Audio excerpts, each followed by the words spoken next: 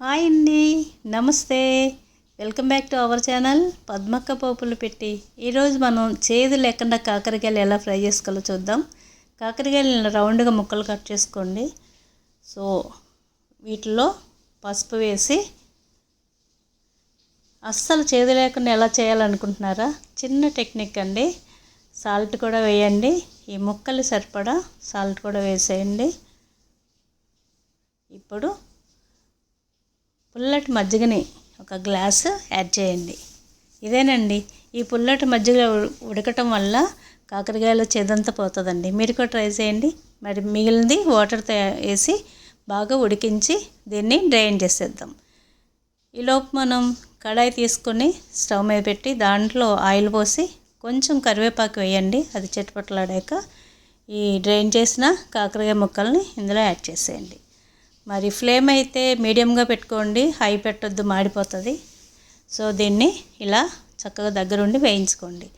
మూత పెట్టకూడదండి. మూత పెట్టడం వల్ల ముక్కలు మెత్తగానే ఉంటాయి, ఆవిరి పడుతుంది కదా, మెత్తగా అయిపోతాయి, మీకు క్రిస్పీగా రాదు. మీకు క్రిస్పీగా కూర కావాలంటే చక్కగా మూత లేకుండానే దగ్గరుండి వేయించుకోండి. బాగా ఇట్లా వేయించుకోండి, తిప్పుతూ ఉండండి.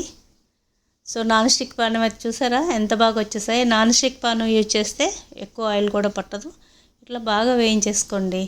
తర్వాత దీంట్లోకి మనం వెల్లుల్లి కారం రెడీ చేద్దాము. దానికి ఒక చిన్న వెల్లుల్లిపై రేఖలు తీసుకున్నాను. మీకు కావలిస్తే ఇంకా ఎక్కువ కూడా యాడ్ చేసుకోవచ్చు. మరి అరకేజీకి నేను 2 స్పూన్లు కారం తీసుకున్నానండి, అంటే టేబుల్ స్పూన్, చిన్న స్పూన్ అది. సో మీకు కావాలంటే మీ టేస్ట్ని బట్టి కారాన్ని ఎక్కువ తక్కువ యాడ్ చేసుకోవటం మీ ఇష్టం. దాంట్లో కాస్త జీలకర్ర వేయండి.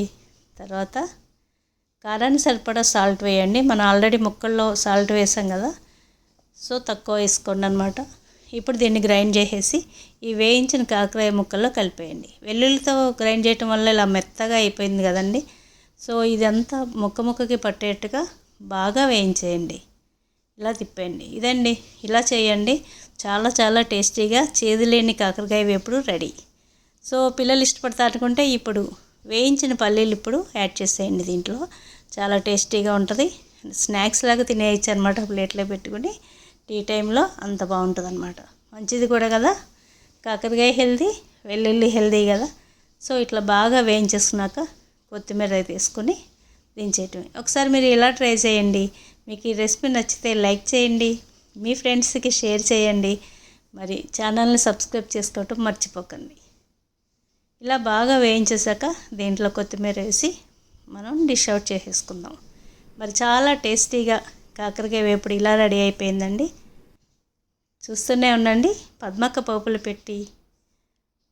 Thank you for watching. Bye bye.